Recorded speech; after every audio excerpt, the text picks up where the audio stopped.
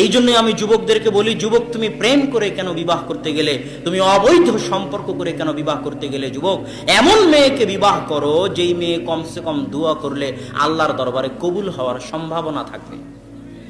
আর এই ধরনের অপবিত্র যে বিবাহের পূর্বেই তোমার সাথে প্রেমে লিপ্ত হয়েছে, সে বিবাহের পরেও আরেকজনের সাথে প্রেমে লিপ্ত হবে, এদের দোয়া আল্লাহ কবুল করবে না। তোমার সন্তানের জন্য দোয়া করার মতো স্ত্রী যদি তুমি বাছাই না করতে পারো, তোমার সন্তান যখন বিপদে পড়বে তখন যায় নামাজ বিছিয়ে আল্লাহর দরবারে হাত পেতে কান্দাকাটি করার মতো স্ত্রী যদি বাছাই না করতে পারো, তাহলে যুবক তোমার জীবনের 16 আনাই বৃথা, তোমার জীবনের পুরোটাই মিছে। অতএব নিজে পবিত্র থেকে পবিত্র স্ত্রীর অনুসন্ধান করো, যার সাথে প্রেম থাক, তওবা করে ফিরে আসো এবং পবিত্র পরহেজগার মেয়ে বাছাই করো, যাতে কমসে কম যায় নামাজ বিছিয়ে আল্লাহর দরবারে হাত পেতে 2 রাকাত সালাত আদায় করে তোমার সন্তানের জন্য, তোমার জন্য আল্লাহর দরবারে দোয়া করতে পারে। এমন মা, এমন স্ত্রী যদি পরিবারে না থাকে, তাহলে সেই পরিবার মাঠে মারা গেছে।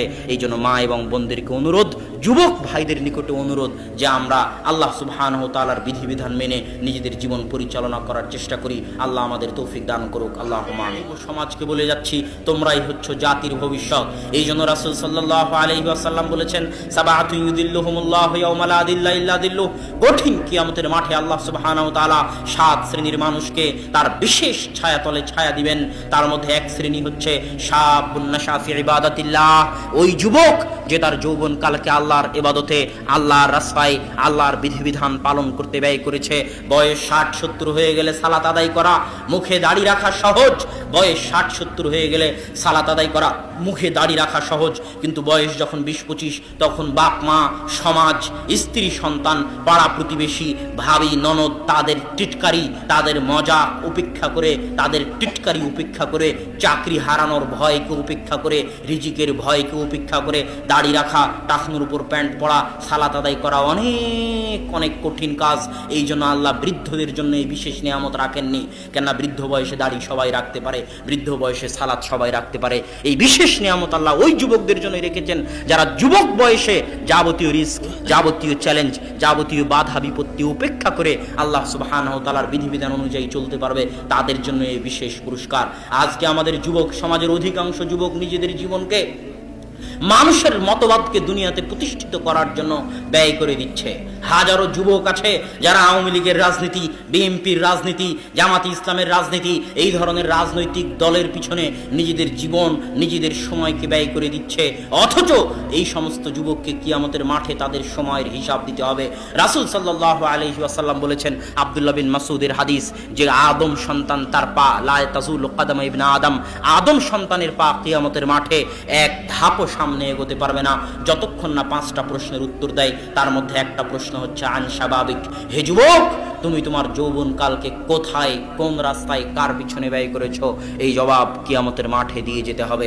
অতএব যুব সমাজকে লক্ষ্য করে বলতে চাই, তোমরা এই জাতির ভবিষ্যৎ, নিজেকে অচল, অকেজো, অথর্ব, দেশ, জাতি এবং পরিবারের জন্য বোঝা বানিও না। যে সমস্ত যুবকের আত্মমর্যাদা নাই, আত্মসম্মান নাই, যুগ যেই দিকে চলে তারা যুগের তালে চলে, যেই দিকে বাতাস হয় সেই দিকে ছাতা ধরে, যুগে যখন যেটা চলে তখন সে সেই তালে চলে। এই সমস্ত যুবক হচ্ছে আত্মমর্যাদাহীন যুবক, আত্মসম্মানহীন যুবক। নদীর স্রোতে, সমুদ্রের স্রোতে যেমন পানা ভেসে যায়, খড়কুটো ভেসে যায়, ফেনা ভেসে যায়, ওই সমস্ত ফেনা খড়কুটোর যেমন শক্তি থাকে না, তাদের যেমন কোনো আত্মমর্যাদা থাকে না, এই সমস্ত যুবকের তেমন কোনো শক্তি নাই, আত্মমর্যাদা নাই।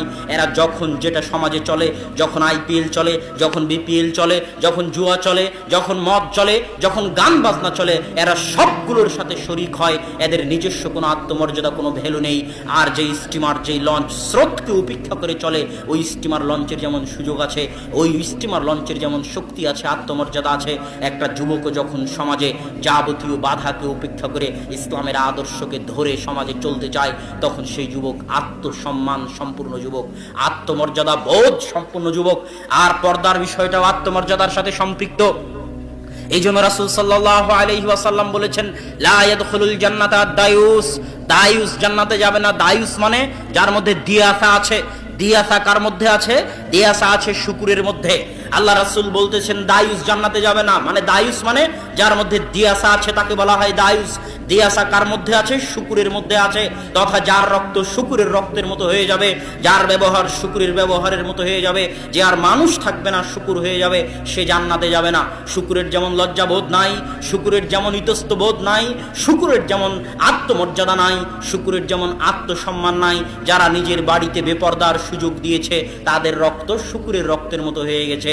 যার মা, যার বউ, যার স্ত্রী বেপরদা হয়ে চললে তার বিন্দু মাত্র ইতস্তবোধ সৃষ্টি হয় না, তার রক্তের মধ্যে, তার মনের মধ্যে তার রক্ত আর শুকুরের রক্তের মধ্যে কোনো পার্থক্য নাই। এটা আমি না, আল্লাহ রাসূল বলে গেছেন। এই জন্য আপনি শুকুর হওয়া থেকে বাঁচুন। আপনি দায়ুস হলেন মানে শুকুর হয়ে গেলেন, কেননা পৃথিবীতে একমাত্র দায়ুস প্রাণী হচ্ছে শুকুর, যার আত্মমর্যাদা বোধ নাই, যার রক্তে দিয়াসা আছে। এই জন্য যারা শুকুরের গোস্ত খায়, যারা শুকুরের গোস্ত জন্ম থেকে মরা পর্যন্ত খায়, শুকুরের চর্বি যারা জন্ম থেকে মরা পর্যন্ত খায়, তার সামনে তার স্ত্রীর সাথে পরপুরুষ যদি জেনায় লিপ্ত হয় তবুও তার মধ্যে কোনো প্রতিক্রিয়া সৃষ্টি হয় না। এটা পরীক্ষিত, কেননা তার রক্ত পুরোটাই শুকুরের রক্ত হয়ে গেছে। সে শুকুর খেয়ে জীবনযাপন করেছে। আর একমাত্র পৃথিবীতে দায়ুস প্রাণী শুকুর।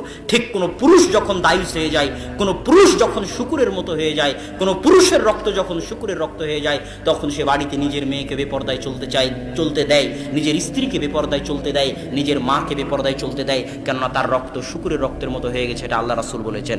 অতএব যুবক, আত্মমর্যাদা বোধ সম্পূর্ণ হওয়ার চেষ্টা করো, নিজের মধ্যে আত্মমর্যাদা আনার চেষ্টা করো, নিজের সময়কে দাম দিতে শিখো। তোমার সময়ের মূল্য আছে যুবক। আমি এক বক্তব্যে বলেছি, তোমাদের সামনে আজকেও বলতেছি যে তোমাদের সময়ের মূল্য আছে। তুমি বগুড়ায় বাস করো, এই কথা ভুল। তুমি দুয়ারপাড়ায় হামিদপুরে বাস করো, এই কথা ভুল। মানুষ কোনো জায়গায় বাস করে না, জায়গা তো জায়গার মতোই থাকে।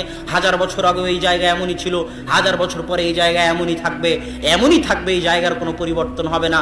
এর উপরই কিয়ামত কায়েম হয়ে যাবে। অথচ এই জায়গাতে মানুষ আসছে, চলে যাচ্ছে। তাহলে মানুষ জায়গায় থাকে না, মানুষ সময়ে আসতেছে, সময়ে যাচ্ছে। তোমার জন্ম থেকে তোমার মৃত্যু পর্যন্ত যে সময়টা, এই সময়ের মধ্যে তুমি বাস করো। তোমার জীবনের অপর নাম হচ্ছে সময়। ওয়াল আসর, সময়ের কসম, ইন্নাল ইনসানা লাফি খুসর, নিশ্চয় সব মানুষ ক্ষতির মধ্যে নিমজ্জিত। কেন? সব মানুষ সময় নষ্ট করে। সব মানুষ ক্ষতির মধ্যে নিমজ্জিত কেন? সব মানুষ সময় নষ্ট করে। সময়ের অনেক মূল্য আছে যুবক। তোমার সময়কে তুমি যখন দাম দিবে না, তখন দুনিয়াবাসী তোমাকে দাম দিবে না। তুমি যখন তোমার সময়কে দাম দিবে না, তখন দুনিয়াবাসী তোমার সময়কে দাম দিবে না।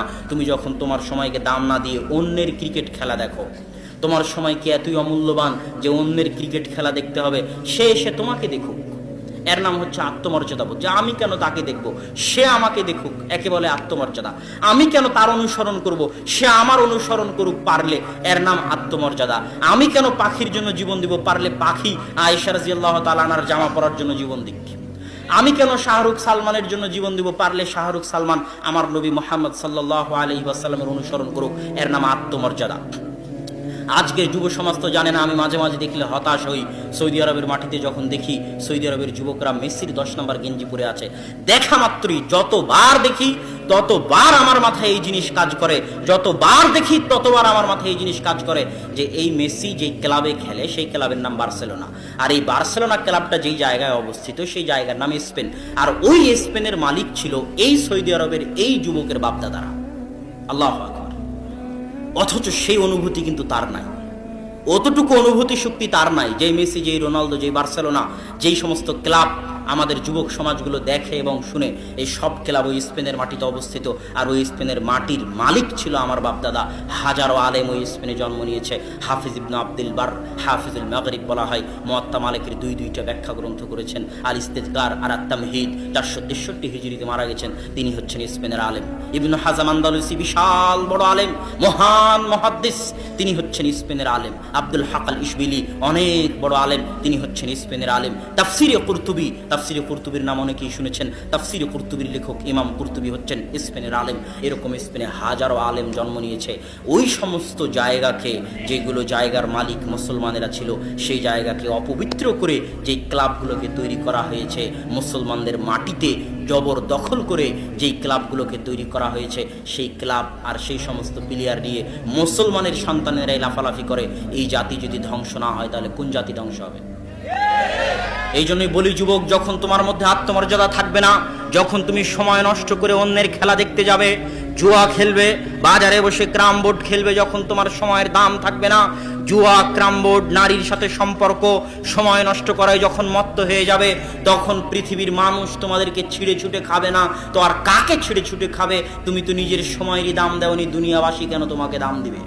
কোনো প্রয়োজন নাই দুনিয়ার মানুষের তোমাকে দাম দেওয়ার, যখন তুমি নিজের সময়কে দাম দেওনি। এ কথা আল্লাহ রাসূল বলেছেন যে ক্ষুধার্ত ব্যক্তি যেমন খাবারের প্লেটে ঝাঁপিয়ে পড়ে তেমনই ঝাঁপিয়ে পড়বে। কেন আল্লাহ রাসূল? আমরা কি সংখ্যে কম হব?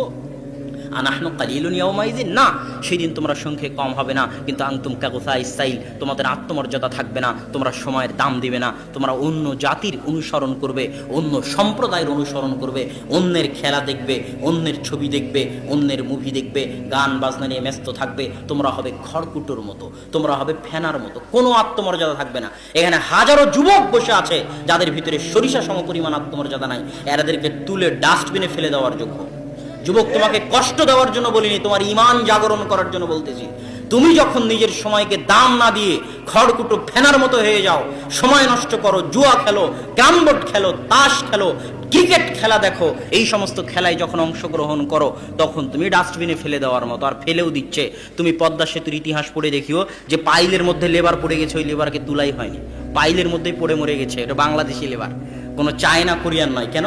নিজের সময়কে কোনোদিন দাম দেয় না। আওয়ামী লীগ বিএনপির রাজনীতি করেছে, সারাদিন মদ, জুয়া, আড্ডা, ক্রামবোর্ড নিয়ে থেকেছে। তো এরা যদি লেবারি না করে তো কারা লেবারি করবে?